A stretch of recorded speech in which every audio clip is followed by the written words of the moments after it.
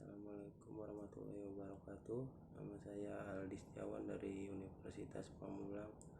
Pada pertemuan sekarang saya akan membahas materi makalah berjudul tentang penanganan hak dokumentasi dan evaluasi.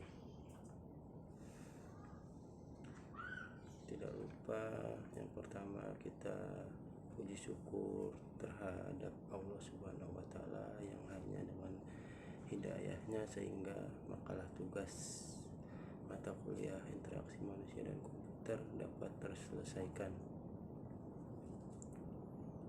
Langsung saja kita ke materi. Yang pertama, penanganan kesalahan. Hampir tidak ada sistem yang berjalan sempurna sebelum melewati berbagai rentetan kesalahan atau error. Semakin besar sistem yang dibuat, semakin banyak kesalahan yang dapat timbul. Tujuan software interface yaitu yang pertama, meminimalkan kesalahan user. Interaksi melalui menu lebih dapat menghindarkan user dari kesalahan daripada menggunakan perintah baris. Sistem menu mencegah kesalahan kompak pernah mempertimbangkan untuk mengubah press any key menjadi press enter key, dikarenakan banyak telepon yang menanyakan letak tombol any di keyboard. Cara mengurangi kesalahan user, misal seleksi user yang tepat, pelatihan yang memadai, desain peralatan, prosedur, dan lingkungan. Yang kedua, menyediakan kemudahan recovery dari kesalahan. Tipe dari kesalahan user adalah yang pertama, perceptual error, gagal menangkap informasi atau gagal menangkap perhatian pengguna. Yang kedua, cognitive error, ketiadaan bantuan atau inkonsistensi, ketiadaan status informasi, kemampuan yang kurang, contohnya argumen yang tidak konsisten pada sintak command language. Yang ketiga, motorik error, lemahnya koordinasi tangan dan mata. Tekanan kecepatan memerlukan kemampuan yang tinggi pada koordinasi tangan dan mata. Memerlukan jenis keahlian lainnya, contoh klik mouse, single atau double, mengetik dengan cepat, membuat banyak kesalahan petunjuk. Terus untuk pencegahan dan memperbaiki kesalahan yaitu yang pertama, validasi masukan. Misalnya jika pengguna harus memasukkan bilangan positif sementara ia memasukkan data negatif atau nol, maka harus ada mekanisme untuk mengulang memasukkan data tersebut. Selanjutnya, proteksi pengguna. Program memberi peringatan ketika pengguna melakukan suatu tindakan secara tidak sengaja, misalnya penghapusan berkas. Dan pemulihan kesalahan, tersedianya mekanisme untuk membatalkan tindakan yang baru saja dilakukan dengan menyediakan fungsi undo. Kenali jenis bug yang timbul pada sebuah aplikasi memiliki karakteristik. Karena itu selalu baca dan perhatikan baik-baik pesan kesalahan yang timbul. Memungkinkan pertimbangan ulang aksi yang dilakukan oleh user, misalnya memindahkan file dari recycle bin, mengembalikan kursor ke area kesalahan, memungkinkan untuk melakukan perbaikan. Selanjutnya ada help dan dokumentasi. Rancangan sistem yang baik adalah rancangan di mana pengguna dapat langsung menggunakan sistem dengan mudah tanpa pelatihan dan program bantuan sama sekali. Tetapi sangat lebih membantu pengguna bila program bantuan atau help tetap disediakan ke dalam sistem. Sistem dukungan pengguna dapat berupa sistem bantuan help dan dokumentasi. Perbedaan sistem bantuan dan dokumentasi adalah bahwa sistem bantuan berorientasi terhadap masalah khusus, sedangkan dokumentasi berorientasi kepada sistem dan sifatnya umum. Lanjut masuk ke sifat-sifat help dan dokumentasi, yaitu yang pertama ada availability. User dapat menggunakan bantuan pada setiap waktu selama berinteraksi dengan sistem. User tidak perlu keluar dari aplikasi selama bekerja untuk membuka aplikasi bantuan. Yang kedua ada akurasi dan completeness. Bantuan ini seharusnya tersedia secara lengkap dan akurat. Yang ketiga, konsistensi. Konsisten pada sistem yang ada antara jenis online dan jenis tercetak, juga konsisten dari sisi konten, terminologi, dan bentuk presentasi. Yang keempat, robustness. Biasanya digunakan untuk orang yang sedang dalam kesulitan karena sistem mempunyai perilaku yang tidak diharapkan atau mempunyai kesalahan. Yang kelima ada flexibility. Flexibility membantu setiap user berinteraksi sesuai dengan keinginannya. Yang keenam, unobtrusiveness. Seharusnya tidak mencegah user dalam melanjutkan pekerjaan atau terpengaruh dengan aplikasi user. Untuk menghindari ini digunakan presentasi pada layar yang terpisah. Lanjut ke jenis help dan dokumentasi. Jenis help dan dokumentasi dibedakan menjadi dua bagian, yaitu yang pertama ada paper based atau tercetak. Keunggulan menggunakan paper based yaitu pengguna dapat menggunakan di luar masa pengerjaan tugas. Yang kedua, pengguna dapat menuliskan catatan tertentu yang diperoleh saat menjalankan sistem. Dan untuk kekurangannya, agak sulit mendeskripsikan sesuatu yang bergerak, sulit menyesuaikan antara sesuatu yang dibaca dengan kenyataan sebenarnya di dalam sistem. Pengguna akan kesulitan membaca saat menjalankan sistem karena kurang praktis. Yang kedua, contohnya ada computer based. Jenis computer based yaitu command assistant, ditemui pada sistem DOS atau Unix. Pengguna dapat menggunakan bantuan dengan mengetikkan parameter tertentu. Command prompt jenis bantuan yang biasanya tampil bila pengguna melakukan kesalahan sederhana, misalnya kesalahan sintak. Context sensitive help. Jenis ini berbentuk menu based system yang menyediakan bantuan pada menu option.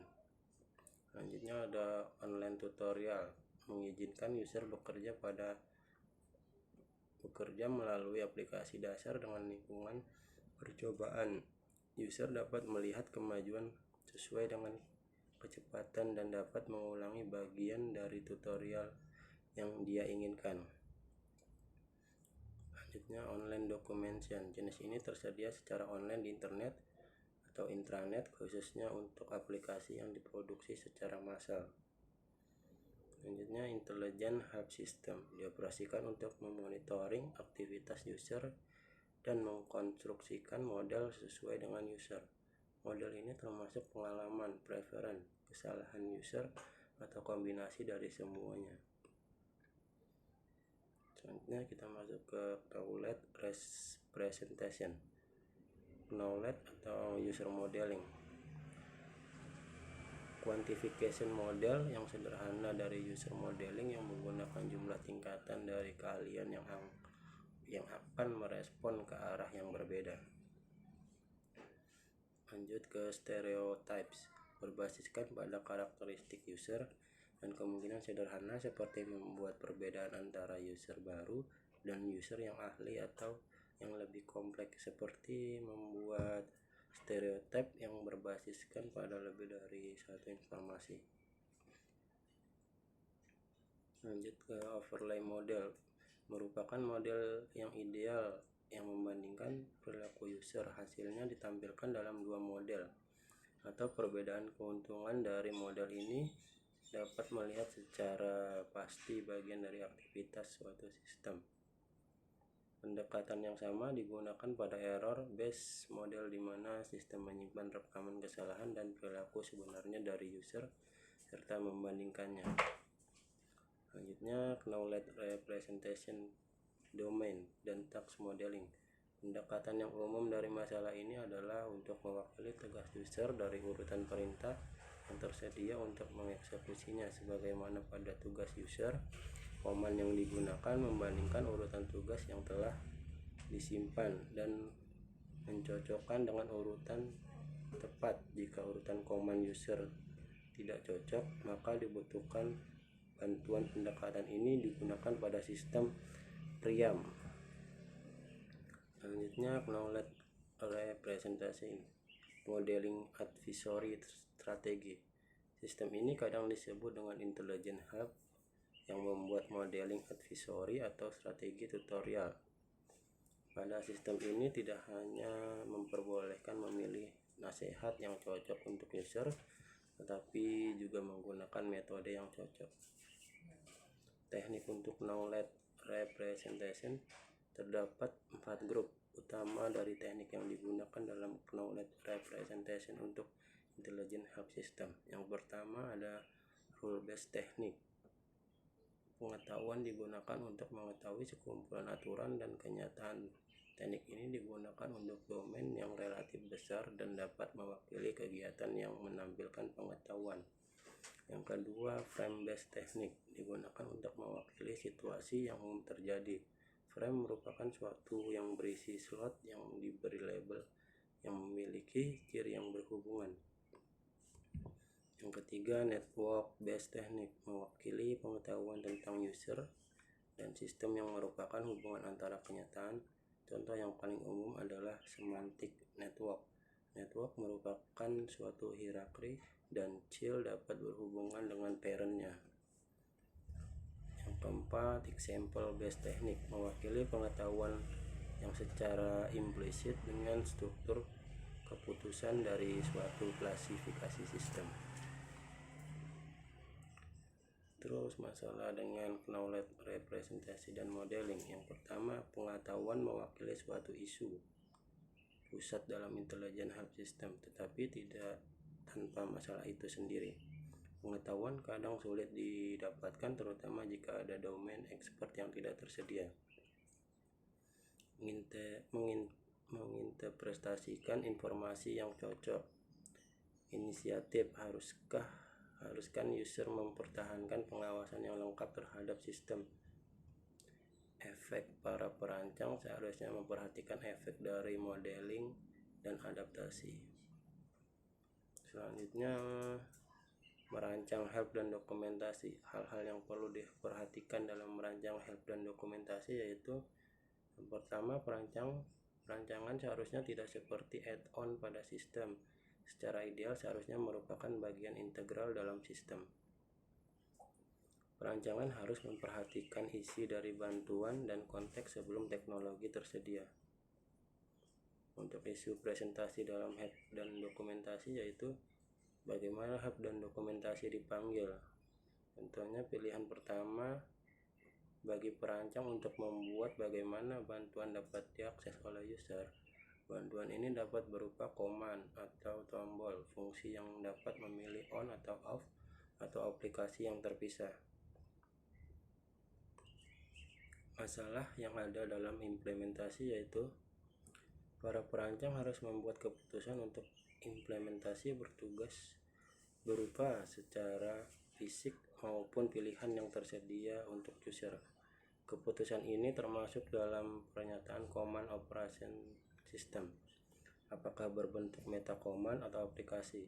Hambatan fisik berupa screen space, kapasitas memori, dan kecepatan. Masalah lain adalah bagaimana struktur data bantuan, apakah berbentuk single file, hierarki, file, atau database. Jadi untuk kesimpulannya atau rangkumannya, sistem yang baik biasanya mampu membuat user menghindari kesalahan dengan mengikuti petunjuk yang diberikan. Help dan dokumentasi membantu pengguna, khususnya pengguna baru, untuk memahami sistem. Sifat-sifat help dan dokumentasi antara lain contohnya ada availability, akurasi, dan completeness, dan konsisten, robustness, flexibility, dan unrobustness.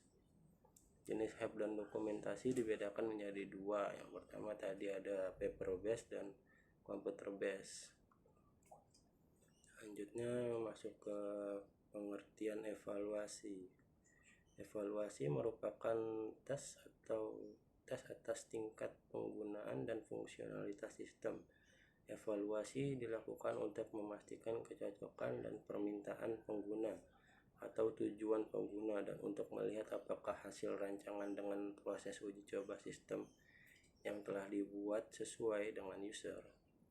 Proses evaluasi ini dikerjakan dalam satu fase proses perancangan, tetapi melalui perancangan dengan prinsip life cycle, dengan hasil dikembalikan untuk memodifikasikan perancangan. Tujuannya adanya evaluasi yaitu pertama, melihat seberapa jauh sistem yang berfungsi. Desain sistem memungkinkan user melakukan tugas dengan lebih mudah. Desain tidak hanya membuat fungsionalitas yang sesuai dengan yang ada dalam sistem. Yang kedua, melihat efek interface bagi pengguna, kemudahan untuk mempelajari sistem, usability dan perilaku user, dan mengidentifikasi problem khususnya yang terjadi pada sistem, misalnya ketika menggunakan konteks yang diinginkan tapi hasilnya tidak sesuai, atau terjadi kekacauan di antara user. Ini tentunya berhubungan dengan usability dan fungsionalitas dari sistem, bergantung dari sebab masalahnya. Jenis evaluasi dibedakan menjadi dua. Yang pertama, summative evaluation. Evaluasi yang dilakukan untuk menguji kesuksesan suatu produk yang sudah selesai, yaitu mencapai standar yang dibentuk sebelumnya. Yang kedua, formative evaluation. Evaluasi yang dilakukan selama desain untuk memastikan produk sesuai yang diinginkan pengguna. Tempat untuk melakukan evaluasi dilakukan di laboratorium dan di lapangan atau lokasi kerja pengguna sistem. Waktu evaluasi dilakukan ketika muncul produk baru atau perbaikan dari produk sebelumnya. Yang kedua, bagaimana mengevaluasi perancangan. Evaluasi ini terjadi setelah proses perancangan. Secara ideal, evaluasi pertama dilakukan sebelum implementasi dimulai. Jika perancangan dievaluasi, kesalahan dapat dihindari karena perancangan dapat diperbaiki sebelumnya. Terus ada cognitive walkthrough. Tujuan evaluasi ini untuk melihat seberapa besar dukungan yang diberikan pada pengguna untuk mempelajari beberapa tugas yang diberikan. Pendekatan ini ditemukan oleh Paulson dan kawan-kawan. Walkthrough dilaksanakan oleh perancang atau seorang ahli psikologi kognitif. Ahli bekerja perancangan tugas tertentu, tahap demi tahap mengidentifikasi masalah yang berpotensi pada kriteria psikologi, kemudian dibandingkan ke proses di mana perancangan software bekerja dengan coding pada kondisi yang berbeda. Dalam pendekatan ini beberapa isu yang timbul, yaitu yang pertama, pengaruh apa yang timbul setelah tugas diberikan ke pengguna. Terus masalah pembelajaran apa yang seharusnya timbul. Deskripsi dari suatu interface yang dibutuhkan itu sendiri. Dengan informasi yang sudah didapatkan, maka evaluator dapat melakukan langkah dari walkthrough, yaitu yang pertama, pilih tugas, deskripsikan tujuan awal dari user, lakukan kegiatan atau aksi yang tepat, analisa proses keputusan. Untuk sering kegiatan kognitif walkthrough berbasis formulir yang disediakan untuk menunjukkan evaluator melalui sekumpulan pertanyaan yang berhubungan dengan tugas dan tujuan user. Untuk kesimpulannya, evaluasi merupakan tes atas tingkat pengguna dan fungsionalitas sistem. Yang kedua, jenis evaluasi dibedakan menjadi dua. Yang pertama tadi ada summative evaluation, dan kedua formative evaluation. Faktor-faktor eksperimen yaitu subjek, variabel, hipotesis, dan desain eksperimental. Yang keempat, pengumpulan data dibedakan menjadi dua tipe, yaitu wawancara dan kuesioner. Pendekatan evaluasi dibedakan menjadi tiga, yaitu usability testing, field study, dan analytical evaluation. Baik, itu saja yang dapat saya sampaikan. Bila masih ada kekurangan dalam makalah ini, mohon dimaafkan. Terima kasih. Assalamualaikum warahmatullahi wabarakatuh.